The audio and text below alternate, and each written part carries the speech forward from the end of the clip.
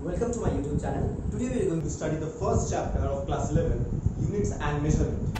So come, let's realize physics.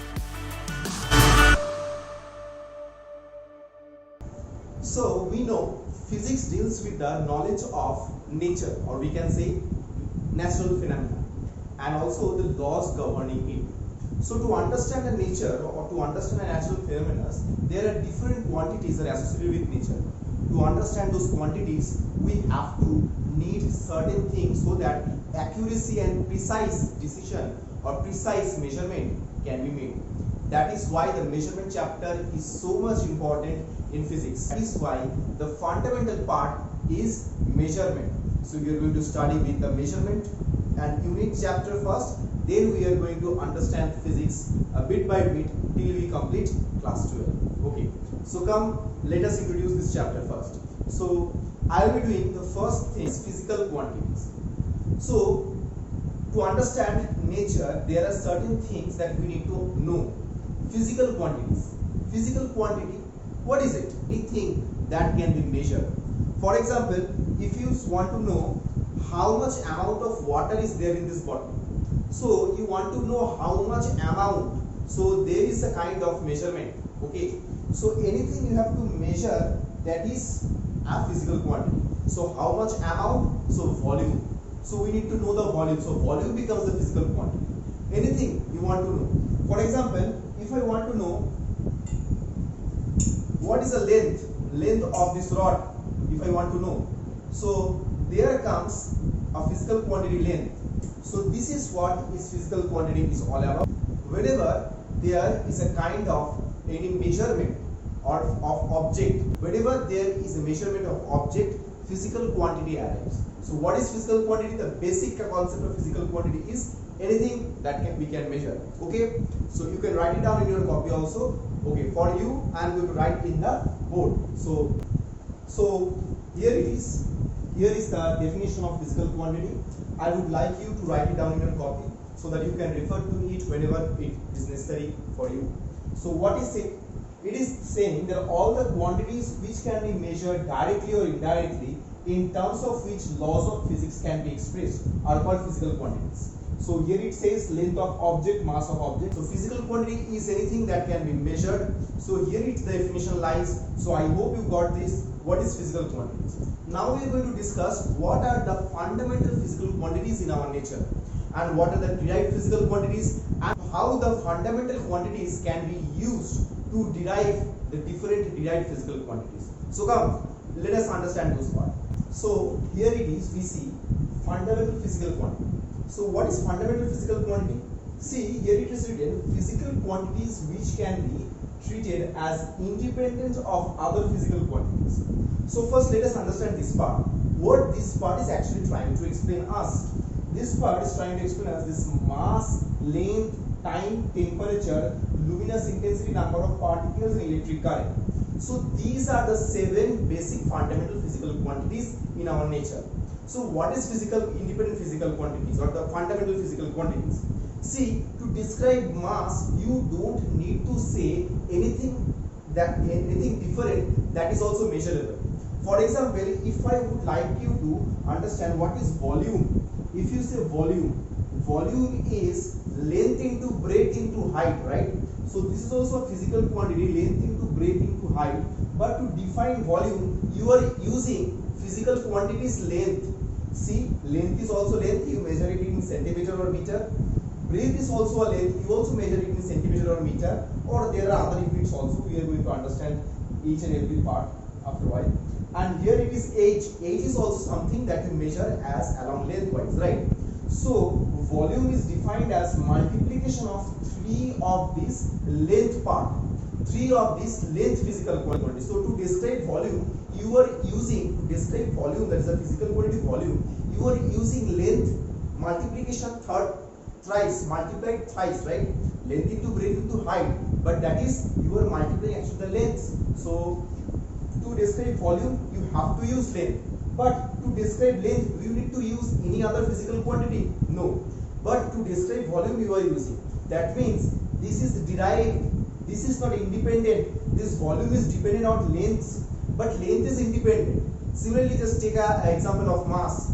Do you need anything to explain mass of an object? No. You just say mass, but to define density, what you use? Mass and volume. So density is also a physical quantity, but to explain physical quantity density, you are using mass and volume. So this is the most basic concept of the fundamental physical quantities. That is, you don't need any other physical quantities to derive them. They are basic, they are the fundamental, they are independent to any physical quantities. So here are some of the examples: mass, length, time, temperature, luminous intensity, number of particles, electric current. So mass we generally measure in kg, gram, and there are different units also, you all know that. Length you know, centimeter, meter, kilometer. Time you know, second, hour, something like this. And temperature we mainly measure it in Kelvin, centigrade, Fahrenheit. There are some different units also. Now luminous intensity, this part you don't know. Luminous intensity is, we say luminous intensity as candela, we say CD. Luminous intensity is measured in candela. And number of particles, this is also you are aware of, but at this point you are a bit confused. How can we say number of particles is a fundamental physical quantity? See, number of particles is basically defined as the number of moles. If you have read in chemistry, number of moles, how many number of moles are present in this amount of volume of oxygen or nitrogen, whatever it is, you are going to understand or you are going to learn it if you haven't learned it yet. So number of particles is what we say number of moles. This is also physical quantity. And electric current is also a physical quantity, that is ampere we say. So this is what the fundamental physical quantity. So I hope you have got the idea of fundamental physical quantity as well as derived physical quantity. So anyway, I am going to write the definition of derived physical quantity also. Just check it out. So here it is. Derived physical quantities. So derived physical quantities, we can say physical quantities which can be expressed using other physical quantities. Just now I have given you the example. See, the examples are velocity, acceleration, volume and density, and etc. There are so many other derived physical quantities that we are going to deal with very soon. So velocity, acceleration, volume and density. So to understand velocity, you have to understand the concept of meter per second. That means velocity says the unit of velocity, actually we try to say meter per second. That means how much displacement within how much time. So you are using two physical quantities. One is displacement, that is lengthwise, and another is time. So you are using length as well as time. To deriving acceleration also, we are using three physical quantities, length and twice the time. And volume also, see, volume is, I have just given you the example, that is L cube, that is a lengthwise cube. Density, mass by volume. So all these physical quantities, to explain all these physical quantities or to derive these physical quantities, you have to use fundamental physical quantities. So these physical quantities are derived one. So you have got it. So now we are going to understand the next part, how a measurement is done, how the physical quantity can be measured, or what are the concept of measuring process. So come, let's check out. So now we are going to understand measurement of physical quantities, how physical quantities are measured. So take a look at this part. Physical quantity measurement can be expressed in these following two manners. What are the two manners? See, the unit in which the quantity is measured, first we have to consider that, and the numerical value or the magnitude. Okay, so these are the two ways. So now let me explain the first part. It says the unit in which the quantity is measured. Suppose this marker, consider this marker. If I say find out the length of this marker, which unit are you going to use? You have to use some amount, some unit. You have to use some unit, right? So what kind of unit are you going to choose? Obviously for length, you are going to choose centimeter, meter, kilometer, decimeter. There are so many units are there out there to understand length. Foot also we can consider, inch also we can consider. But say, which unit are you going to use? Are you going to use kilometer? No. Are you going to use meter? Meter, but convenient will be centimeter, right? So you are going to express the length of this marker. That means the physical quantity length of this marker you are going to express in terms of some unit or in terms of some parameter. So that means you you are going to use the parameter centimeter. Suppose, for example, if I consider 1 centimeter. So 1 centimeter means this amount. Just say this much amount of length is 1 centimeter. So to understand the total length, what we do? We do the numerical value or the magnitude. How much times the unit, how much numerical values of unit.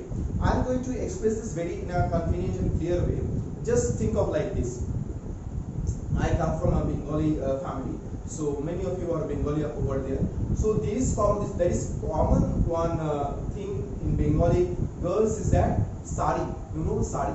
So in primitive method also we still use how much one hand. That means we take one hand distance. That means in Bengali we say baro hath or 12 hands sari. That means the length of the sari has to be 12 hands. 12 hands means, for example, I'm just giving you here an example. The length of sari has to be 12 hands.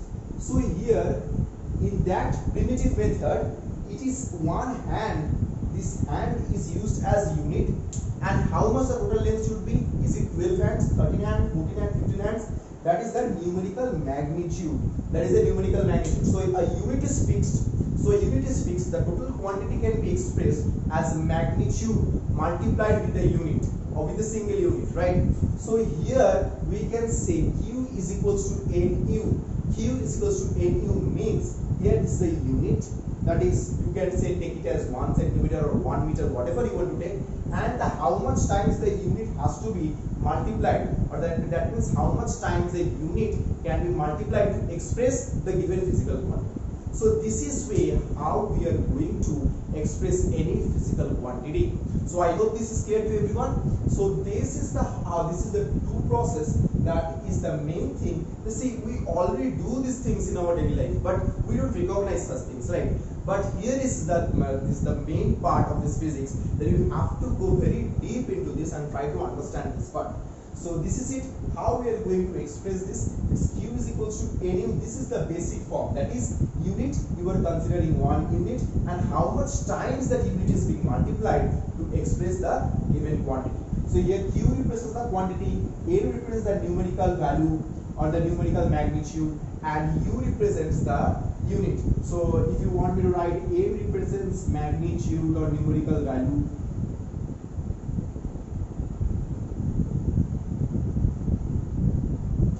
and U represents unit. Which unit are you going to use? So not only one unit we can use different units also. So suppose for a given physical quantity, Q, we can express it as N1 U1. That is, in one unit, in a different unit, we can have different number of numerical value. Suppose if I consider this as 12 centimeter, that means you have to say it is 0.12 meter, right? So in centimeter unit system, you are using numerical value as 12, but in meter unit system, you are using a numerical value as 0.1. So that is why we can describe any physical quantities in different units also. So I hope this part is clear to everyone. If you have any problem regarding any part of this video, please write it in the comment section. If any doubt arises in your head, just write me in the comment section. I'll clear your doubt. But if you want to get more information, then you can also send me a mail given in the description below, so that I can explain you in details. Okay, let us proceed to our next part. So this unit and measurement chapter is not, we generally don't pay a heed to this, but this is very important, and this is coming from our primitive times. Even if we say the 12 karat gold, 22 karat gold, or 24 karat gold, here carat is also a basic unit. So this carat is a kind of seed, carat seed, that has been used by the Europeans especially to measure the amount of mass. Okay, so this is it. This different kind of unit system has been evolved since time immemorial. So let us understand how are the different kinds of measurement units are present. So to understand, and for you to understand, I am just going to write it over the board. So just let me write it down. So here it is.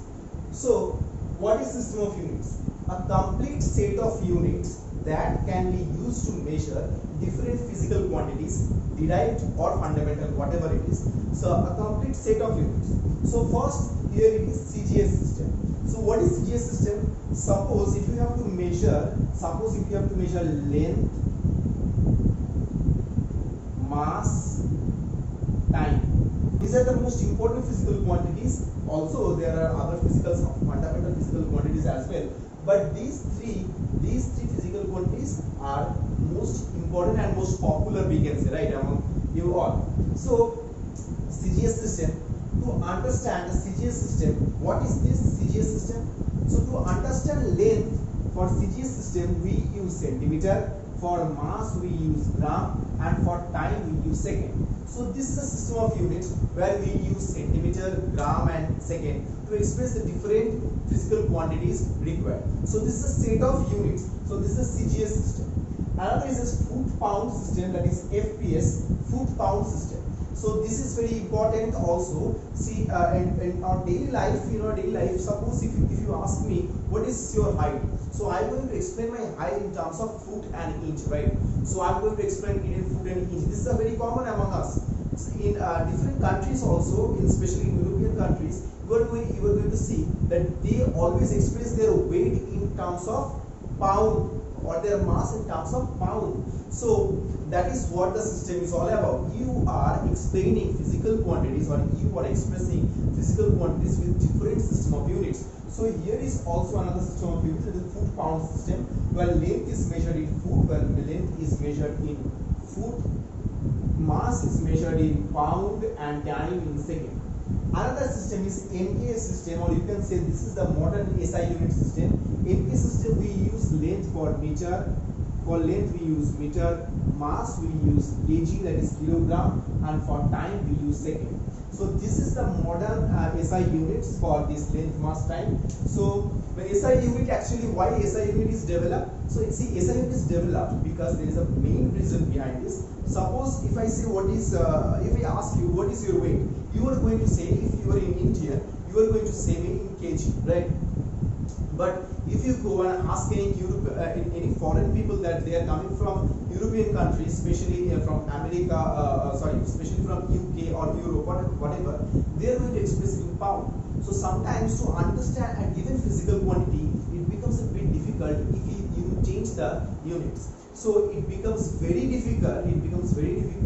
When you are dealing with science, that is when you are dealing with physics, when you are trying to go for any research work, or you are trying to do something important that is for the benefit of a nation, not only of a nation, for everyone in this world. So for that reason, there becomes a clash between the different system of units. So for that, a standard system of units has been evolved. So this standard system of units are going to guide us in each and every country wherever you can go. So this is why standard system of unit is very important. So SI unit is very important, and we are going to understand and we are going to know each and every physical quantities on the basis of SI units. Okay. So come, let us understand the next part. What is coherent system of units? So here it is, coherent system of unit. So what is coherent system of unit? Coherent system of unit is based on certain set of fundamental units from which all derived units can be obtained by single multiplication or division. Single multiplication division. That is single, I mean, that is very simple. For example, I am giving you an example, then you are going to understand. Suppose if I express length in meter, so from meter you can straight away go to kilometer very easily. You can straight away go to centimeter very easily, or you can also go to foot also. But if you had expressed this length in terms of inch, then from inch will it be very easy for you to convert inch into kilometer, centimeter or foot? No, it will be a very difficult, right? Why it will be a very difficult? Because of the numerical factor which you are multiplying. So here from meter it is very easy to go to kilometer, from meter it is very easy to go to centimeter, from meter you are going very easy to go to foot. So ultimately you are using that system of units from which you can derive any derived physical quantity or as well as fundamental quantities with single multiplication factor. With single multiplication factor means that is very simple and easy to do. That is why coherent system of units is very much important in our daily life. Daily life means in dealing with physics actually.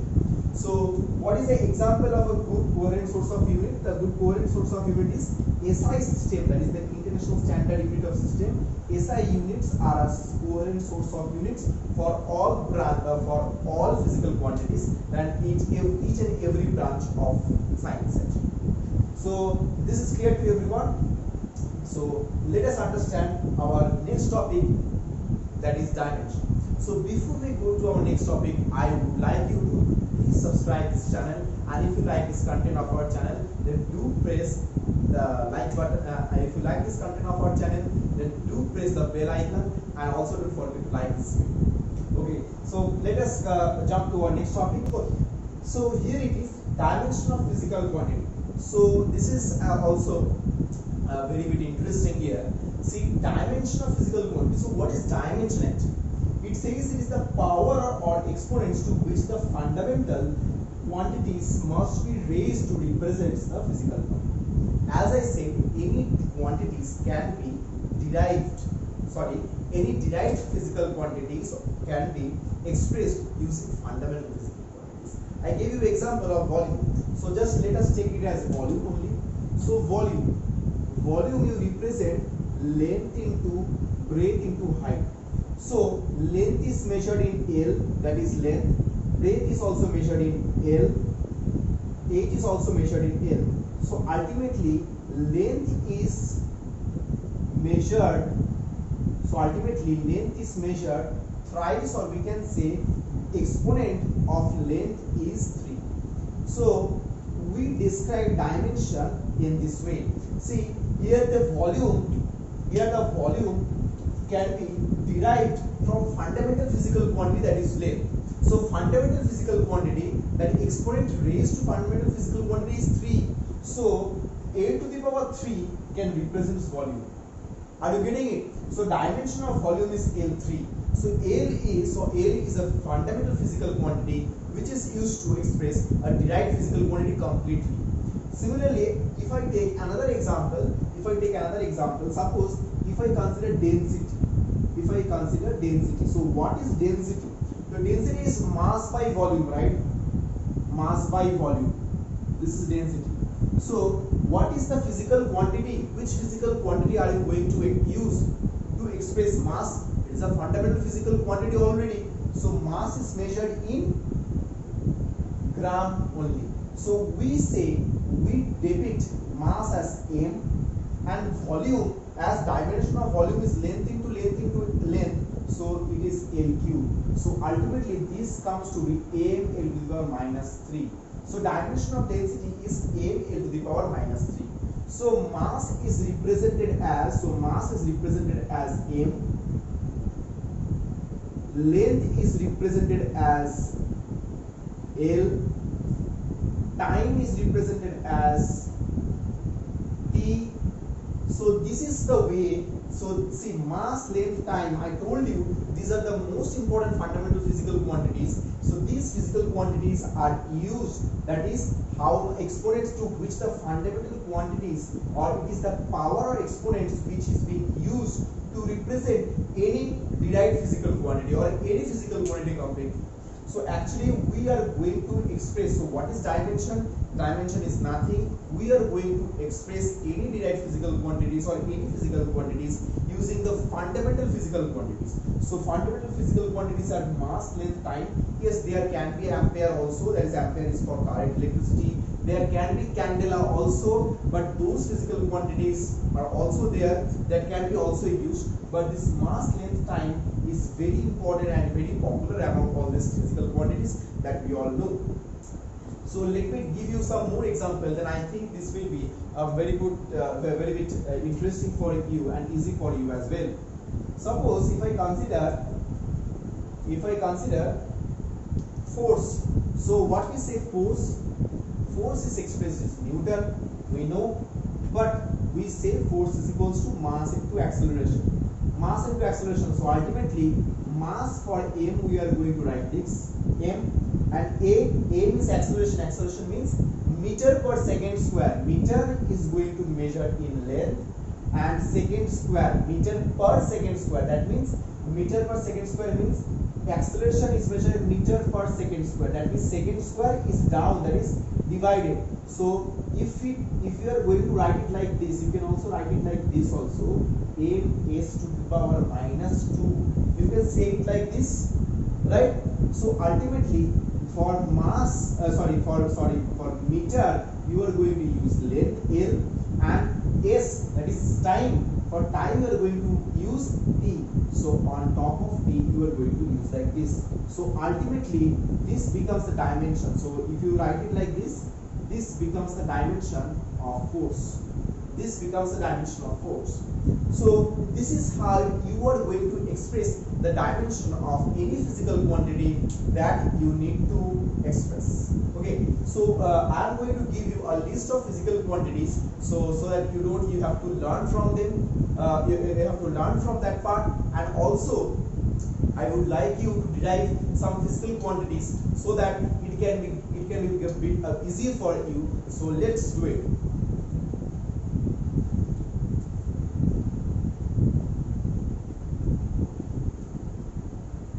So let us do it by ourselves. That is power, work, and kinetic energy. So if I do power, what is power? Power is defined as the rate of doing work. So let us first find out what is work. So work can be said as force into displacement. So force into displacement. So what is force? Dimension of force we have just found out. Dimension of force is m L to the power minus 2, and displacement is L. So displacement is L. That means you are going to measure displacement using centimeter or meter. That is, you are going to use length dimension or length physical quantity. So ultimately this becomes m L squared to the power minus 2. So this is what the dimension of work done. Now what is power? Power is defined as the rate of doing work, that is work done by time taken. So what are you going to do? You are going to do m L square t to the power minus 2 divided by time taken. So time taken means you have to use t. So if this t goes up, use the idea of indices. You know indices, I hope. So this is going to m L square to the power minus 3. So this becomes the power of this becomes the dimension of power. Similarly, you are going to find out kinetic energy. Formula of kinetic energy I am going to write it for you, that is half mv square. Now some people may get confused over here. Sir, what is the dimension of half? Is half representing any physical quantity? No man, half is not representing any physical quantity. Half is just a number, it's a dimension, it's just a constant thing. So we are going to actually use only the physical quantity for mass, that is m, and this is v means velocity square. So what is velocity square? Velocity square is L to the power minus 2. So I have given you a hint. Find out the dimension of kinetic energy. So this is how you are going to find out the different dimension of different physical quantities. Yes, I have given a link in the, I have given a PDF down there in the description box. Just go and download that PDF so that you can get to find the total list of the dimension of different physical quantities. Okay. Now we are heading towards the application of dimensional analysis. So first let me explain to you what is the first application of dimensional analysis. That is to convert from one system of units to another. So first application is to convert a physical quantity from one system of unit to another.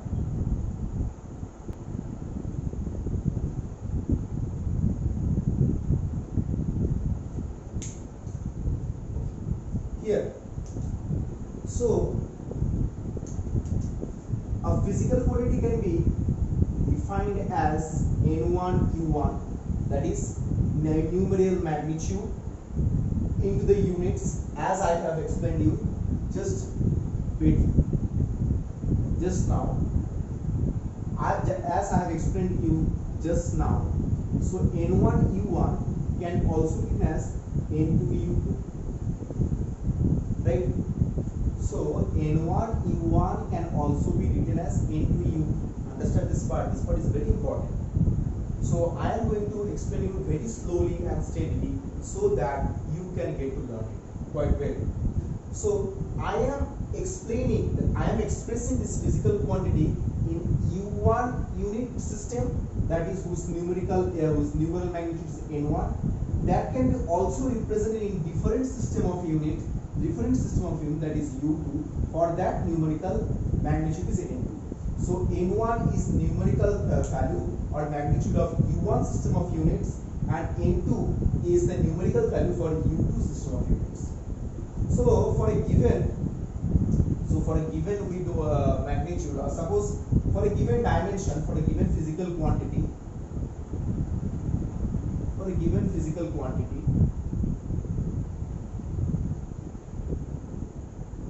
let us consider it in a generalized way. Generalized way means, just now we have found out the dimension of work is ml squared to the power minus 2. Dimension of work was ml squared to the power minus 2. So a given physical quantity that I don't know, let it be q. For work you can say m to the power 1, l to the power 2, t to the power minus 2. But for a given physical quantity, can you say anything like this? No, you cannot say. So let us consider as m to the power a, l to the power b, and t to the power c. Suppose let us consider it like this. So for U1 system of units, mass can be M1, L1, T1. For example, I am going to give you a detailed example of this. It will be very clear of you. Suppose in a centimeter, that is CGS system of unit, what you express mass as gram, and in SI unit you express mass as kilogram. So there are different units. Both these units are measuring mass only. Similarly, this goes for length also. This goes for time also. So ultimately, we are using M1, L1, T1. One represents U1 system. We are trying to express. So this can be written as. This U1 Q quantity can be written as N1 into this dimension, which can be also written as N2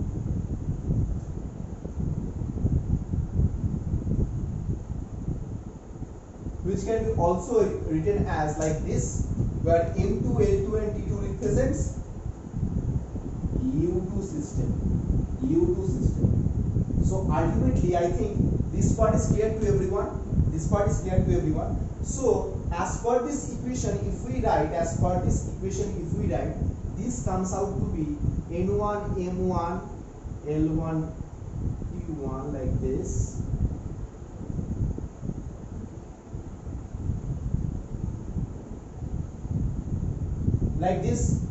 So what is the need of doing all these things?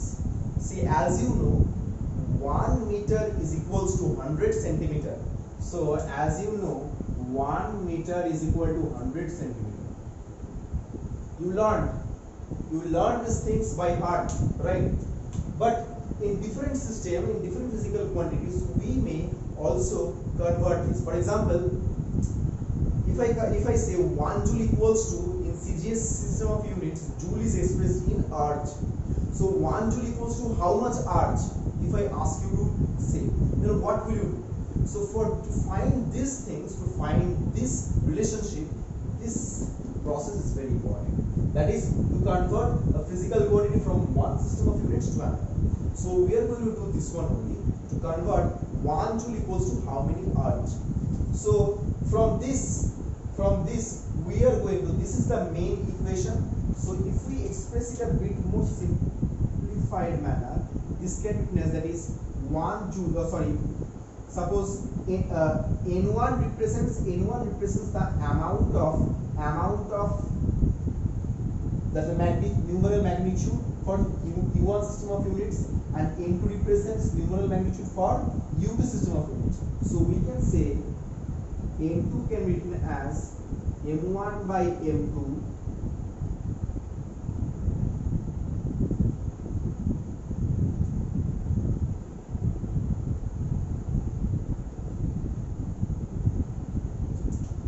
like this. So here N1 should be there. So N2 can be written like this. So this is the way we are going to convert a physical quantity from one system of units to another. So just take a look at the example of this. We are going to convert 1 joule equals to 1 earth. So let me do it for you. 1 joule is equals to how many earths? So you have to find out. So joule is expressed in SI unit and earth is expressed in CGS unit. So dimension of work is ml square to the power minus 2. This is the dimension of work, right?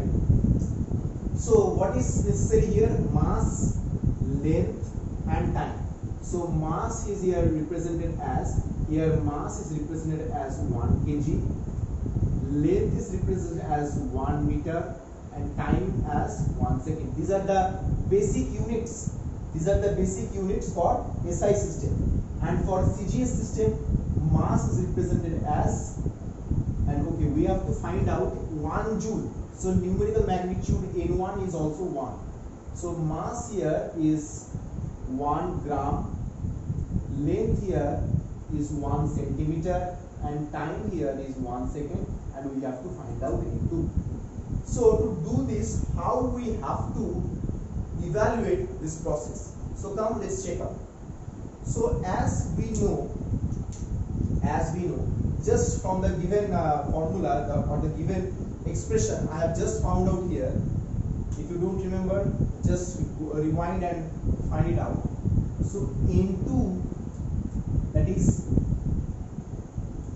N1,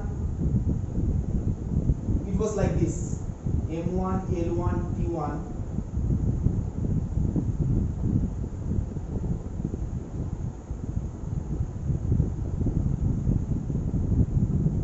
It was like this. But in case of the joule, that is in case of work or energy, whatever you say, they are on same dimension. For work and energy, we already know the dimension. So there is no point of expressing A, B, C in generalized form. So just let us move on to this part.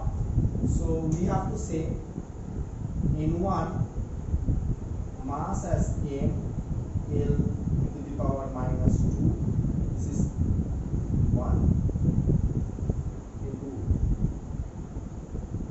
M2 L2 to the power minus 2. Okay. So this one was M1 L1 T1. This one was M2 L2. So now we have to find out N2. To find out N2, what are we going to do? N2 can be written as M1 by M2 to the power 1, L1 by L2 to the power 2, and T1 by T2 to the power minus 2. So to find out, so what was the numeral magnitude for joule, that is in the joule system, that is SI unit system? It was 1. So here we say 1 M1. So what is M1? M1 is 1 kg. 1 kg by M2 is 1 gram. Here L1 can be written as 1 meter, and L2 is 1 centimeter. Whole to the power 2, and T1 is 1 second by 1 second. Now, what are we going to do from this? See, 1 kg, 1 meter, 1 second. So, I cannot cancel this like this. 1 cannot be cancelled like this because this is 1 gram and 1 with different system of units. So, let us bring it in one system of units. To bring it in one system of unit, this will be easier and it will be convenient to convert kg into gram, meter into centimeter, and second is same as this. So if we do 1 kg is equals to 1000 gram. So just let me write over here 1000 g. 1 meter equals to 100 centimeter. Let me write here like this. And 1 second by 1 second. Now you can cancel. So now we can cancel it like this. Now we can cancel. So ultimately, how much it comes? It comes out to be 1000 into 100. That's square. Square of 100 means 10 to the power 4. So ultimately, what does it come? N2 comes out to be 10 to the power 7. So ultimately, N2 comes out to be 10 to the power 7. So we can say from here 1 joule equals to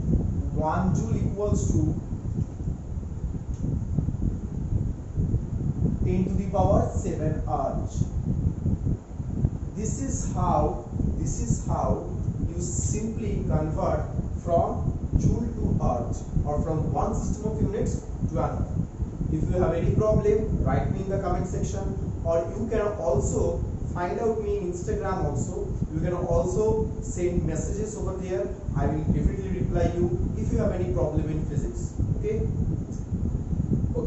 So now let us understand and proceed to our next topic. Another application of dimensional analysis is checking dimensional consistency.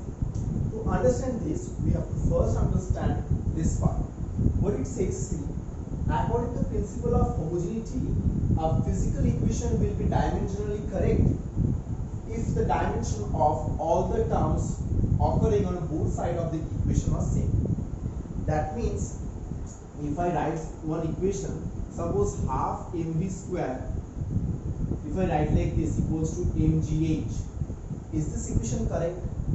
So for this you will say, sir, I don't know about this part. I don't know what is mass, what is volume, or whether it is kinetic energy or this potential energy. I don't know about this, any idea how can kinetic energy be equal to potential energy. There is so much confusion you are going to arise here again. But just be cool. Just think about it a bit different way. We are just going to check the dimensional consistency. Dimensional consistency means whether the dimension of left hand side or right hand side is same. See, left hand side is representing one physical quantity, right hand side is also representing a physical quantity. So if you can only give equal if and only if both the left hand side and right hand side are representing the same physical quantity. That means the same dimension is there in left hand side and right hand side. So to left hand and right hand side, if both left and right hand side becomes equal, then and there we can say this equation is correct. So for that you don't need to have any very much deeper knowledge about physics. So why this is so much helpful? See, physics is a vast subject. To understand physics, there are a lot of equations which cannot be known to some people even they are working in physics. It is not possible. Someone works in different fields only. So to understand any equation, whether it is correct or not, at first we use this dimensional consistency. We check this dimensional consistency.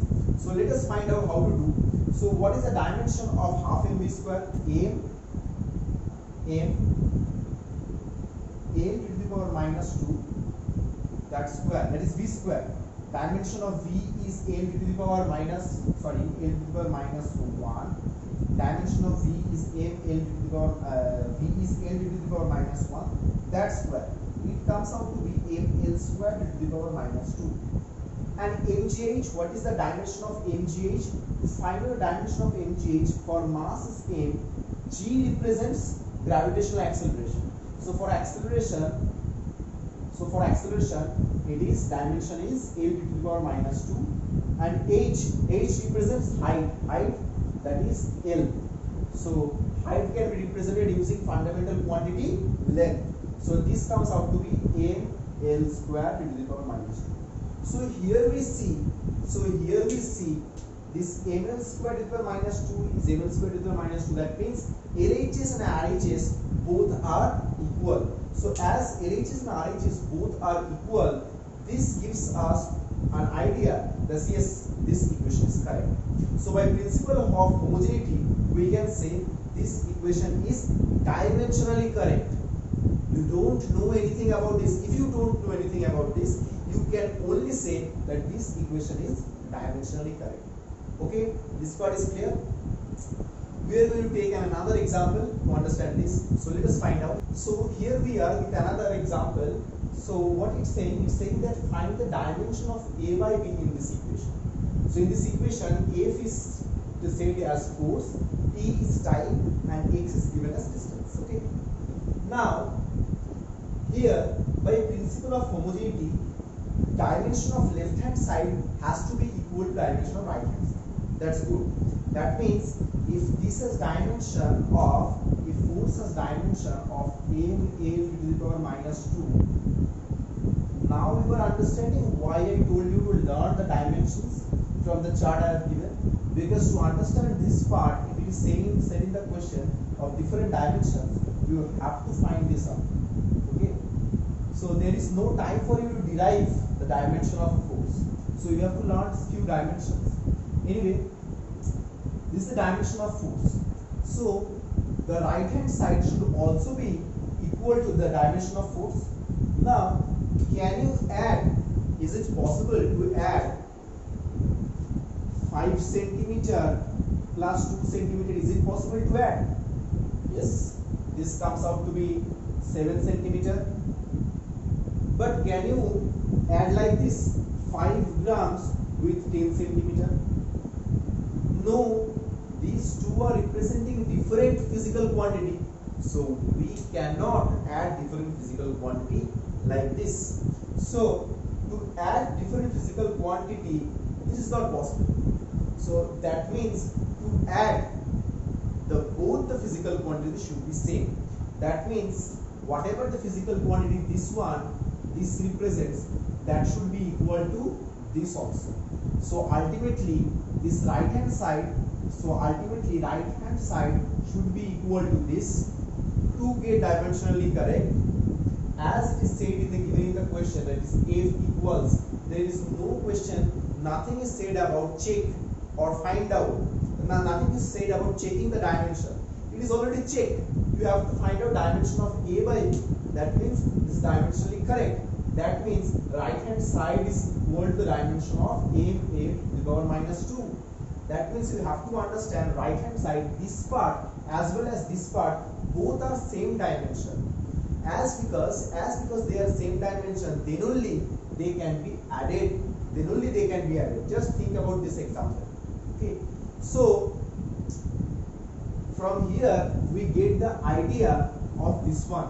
That means a root x, we don't know the dimension of a, x, root x means x represents length, L to the power, we can say L to the power half, right?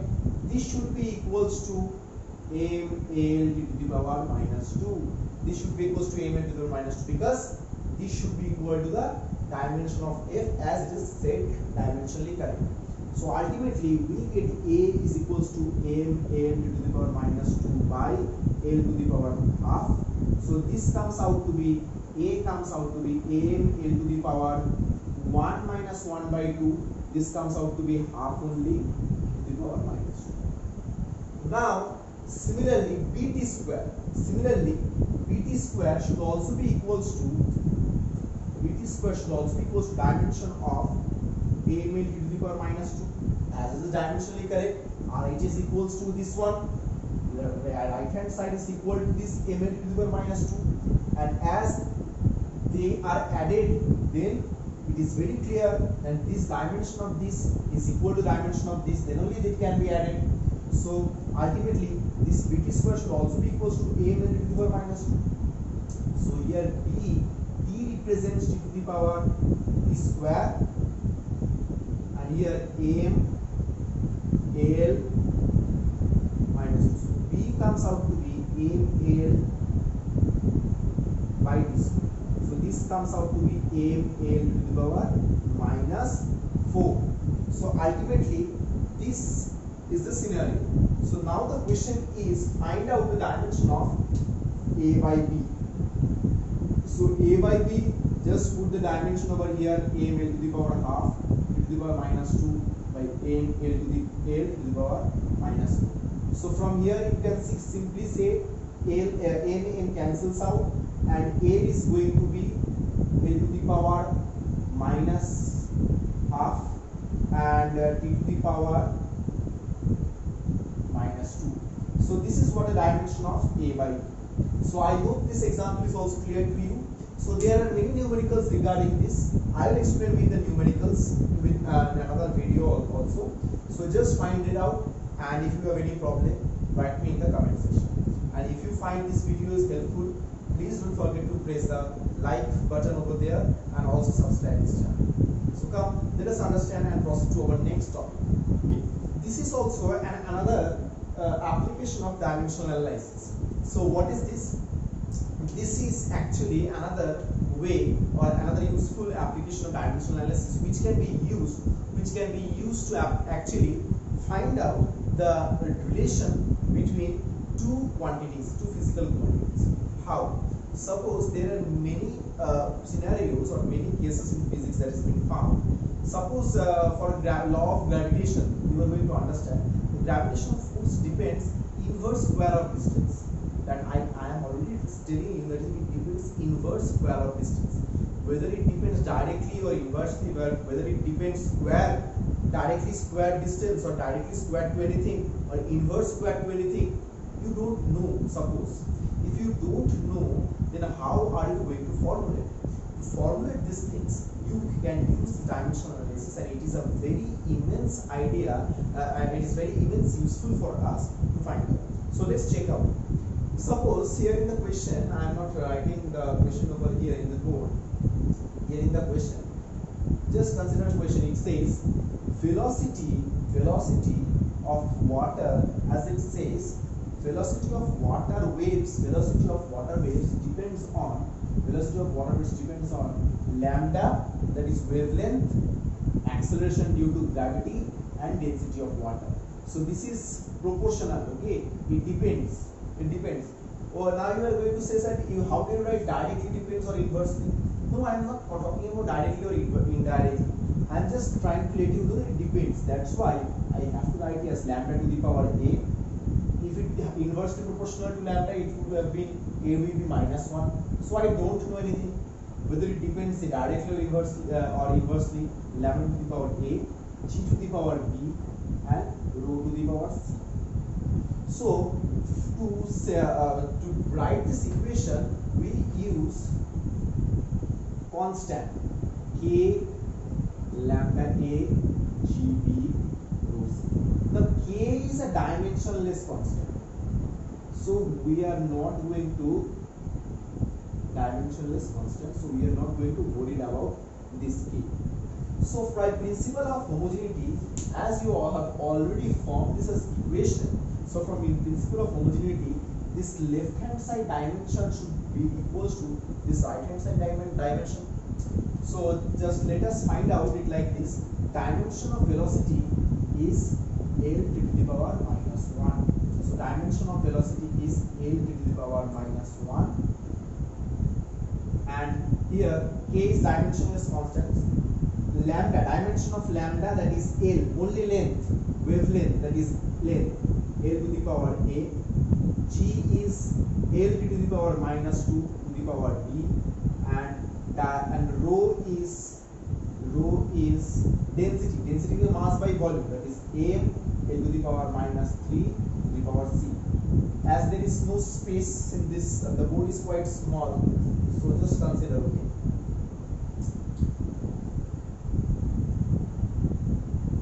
Now it is clear? Okay. Now, what is the power of L? Now this dimension should be equal to this dimension. dimension of right hand side should be equal to dimension of left hand side. So first find out power of m.